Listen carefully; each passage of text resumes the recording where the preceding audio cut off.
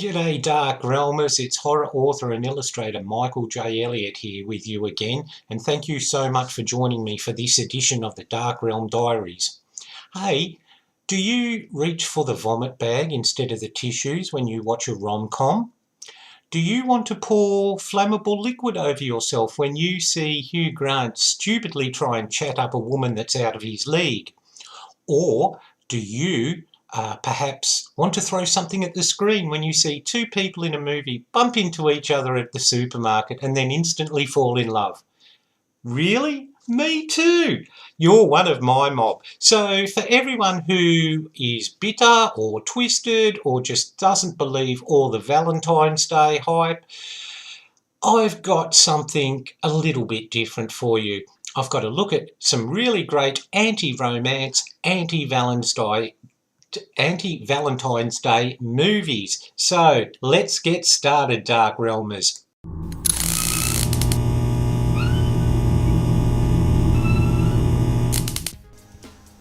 Okay, what would Valentine's Day be without a really good slasher movie?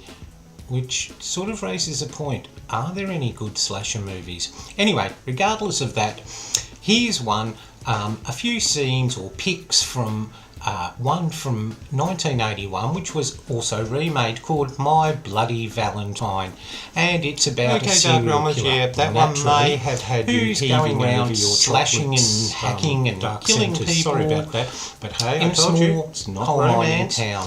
Next one we've got for you is called Valentine, and yes, it's another serial killer movie, but this one's about a rejected young boy who grows up bitter and twisted because he didn't get any Valentines and was the butt of everyone's joke. And the thing is, who is this serial killer? Who out of these group of friends was he? Is he?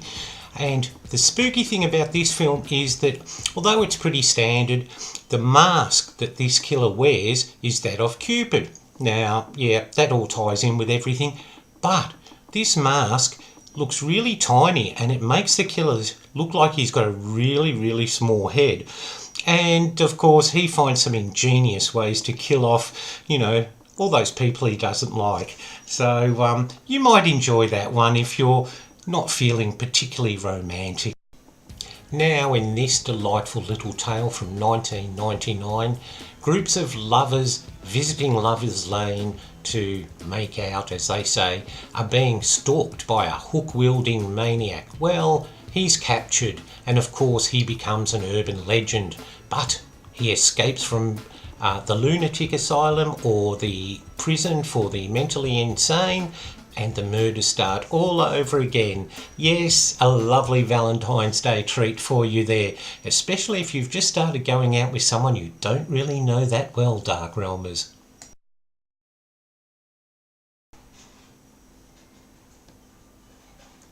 Miranda! Ah!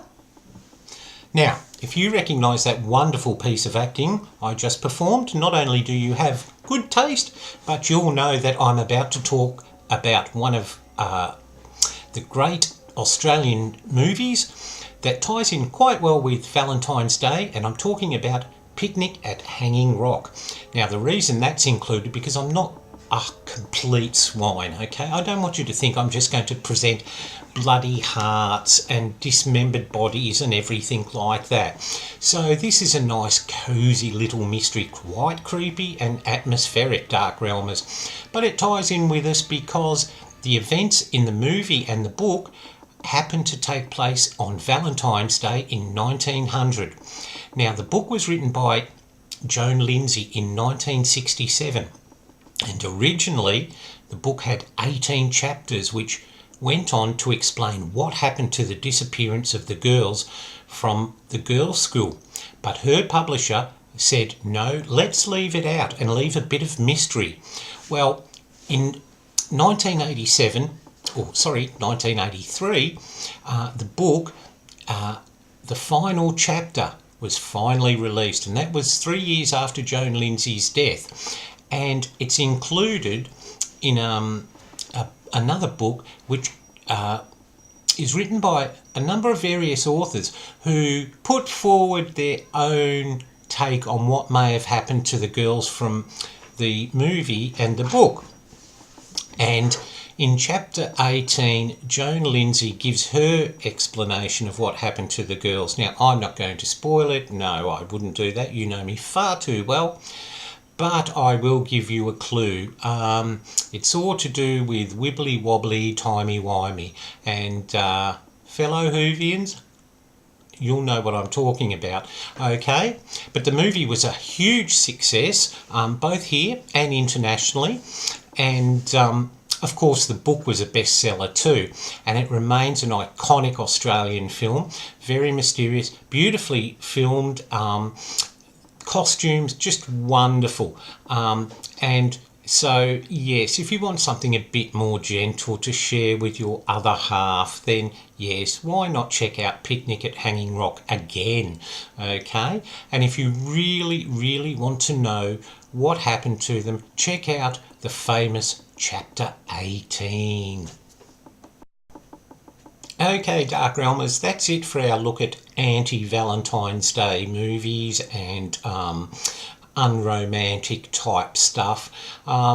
This is especially for all the people, including myself, who can no longer take comfort from Bette Midler's lyrics in The Rose. Okay, maybe things will change for us all in 2017, fingers crossed.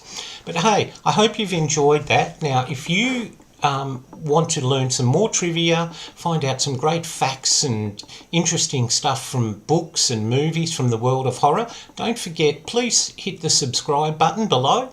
Also, thank you so much for watching, and don't forget to check out some of the other great videos in our playlists, and leave a comment because I love hearing what you say.